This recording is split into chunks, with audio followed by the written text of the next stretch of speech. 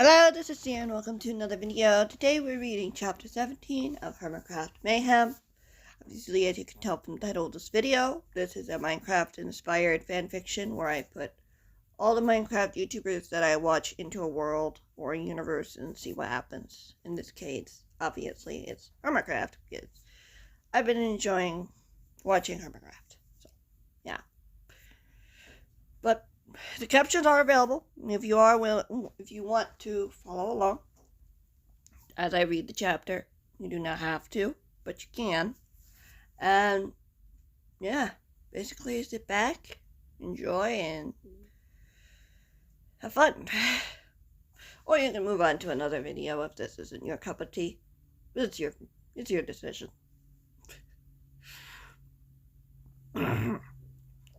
A week passed since the headband incident. Nearly 2 weeks since Grian's last run-in with Conifer. The group at Hermit Fortress had been left alone, or at least it seemed that way. However, Gerald was spying on them. They still couldn't be sure how he was doing it, but at least he'd left them alone in Dreamworld. Why had he, though? The hermit still wasn't sure. Since the first 5 nights after the hermits invaded the hideout where Grian and Bull's Falls and the boys were held. Now, it had been nearly 2 weeks. Sure, the peace was nice, but knowing Gerald's ghost, silence didn't bode well for any of them. Grian pushed the thought aside as they wiped down the countertop in the kitchen. Lyra had just finished making breakfast for the residents at the fortress. Scrambled eggs, bacon with a melon slice, and he'd volunteered to help clean up, mostly to try to distract himself from the scary questions that kept popping up. What would Conifer want with Stampy's clone machine? Why was Gerald getting stronger in the dream world? Why did Conifer break out 5 dangerous men if he had his hands on a clone machine? Why had it been in a collection of blueprints that Stampy collected? Questions he didn't know how to answer, and wasn't sure he wanted the answers to. Nothing had been found after the headband incident the previous week either. No sign that anyone had been out there spying on them. How could they have seen them through the curtained window anyway? Wasn't that why they kept the windows covered? So people couldn't just look inside and see what the hermits were up to? Grian let out a frustrated sigh, letting go of the rag as it fell onto the counter. Silence was almost as bad, if not worse, than the constant fear he felt whenever he entered the dream world. He never knew what nightmare he would find on the other side. Well, he didn't until the last few nights. It reminded him of the last time Gerald had tormented Scar with a never-ending nightmare. For some time, Gerald left them alone, claiming that there were better things to do than to torture them. It could only be one place at a time. Conifer needed him elsewhere. He wouldn't need to go after the hermits. Doing okay? Liam asked, wiping the remaining crumbs off the dining room table. Grian could feel the boy's icy blue eyes trained on him for a moment. It's just what answers, Grian admitted. It just stinks that we don't know what's going on. We're trying our best. I know. It's not your fault that Conifer is preventing you from getting the information you need. Liam chuckled. Everything is changing in the cause right now.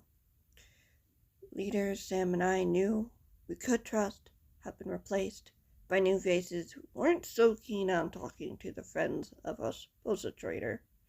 Of course not. Why would they? Grian scoffed. Any news from Stamps? Not much, Liam replied, appearing to Grian's right. Anyone you can get an interview with is either not one of Conifer's men or not one of Gerald's. Very few of them have been known to hide their identities with a mask. So no way of knowing if the cloning theory is true. Not yet, but we're not giving up, Liam nodded. Sam's already told Santiago about his concerns. He wants to make sure that Conover doesn't find those safe houses at all costs. Grian shuddered. Santiago was Nettie's protector, head of the team that was in charge of keeping his friends safe. With Carl's help, another protector who'd proven himself trustworthy, Grian's friends, alongside Gem and Pearl's group of friends, had been taken to a safe house after their towns were attacked by Campbell's men. So far, all had gone well, and he hoped that wouldn't change. What do you think he'd do if he found them? Grian swallowed. Nothing good, Liam said. It's better to be safe than sorry. Yeah, Grian agreed, picking up the rag again and giving the counter one last scrub before tossing the rag into a cauldron. I just worry that it just won't be all for nothing. All this preparing. All we can do is try, Liam said encouragingly. It's their job. You're already doing great. Grian snorted. Really? Man, worrying is a lot of work. Liam laughed. I didn't say anything about that. Maybe the others are rubbing off on me, Grian mused. At least we have a working null. Yep, Liam smiled. Grian let his shoulders fall. Never liked this kind of silence, even before all this madness started. Usually means trouble. I get it, Liam replied, nudging him gently.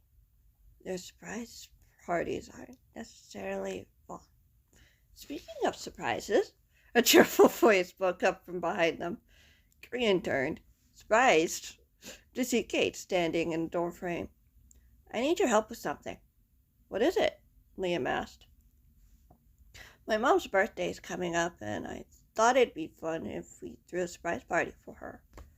The young man smiled. That's a great idea. What are you thinking? No. Maybe a cake and a chicken dinner? Presents? What would I even get for Mom?